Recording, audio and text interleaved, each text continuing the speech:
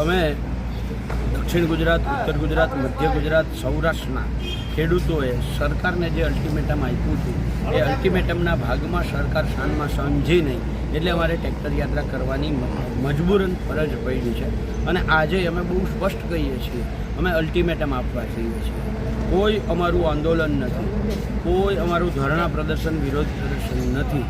અમે અલ્ટિમેટમ આપવા જઈએ છીએ. સરકાર શાનમાં સમજી જાય અને અમારી જે માંગો છે એના ઉપર નિર્ણય કરે.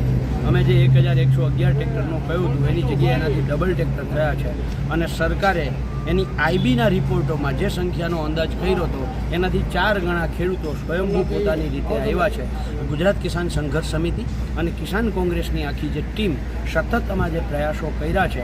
અને આ પરિણામે જો સરકાર શાનમાં નહીં સમજે તો આવનારા દિવસોમાં અમે આનાથી પણ વધારે અને મોટી તાકાતથી ગાંધીનગર આવી અને ધામા નાખશું. આજે અલ્ટિમેટમ આપીએ છીએ ત્યારે આંદોલનની શરૂઆત થશે. 15 જૂન આજની તારીખે આંદોલનની શરૂઆત છે, અંત નથી.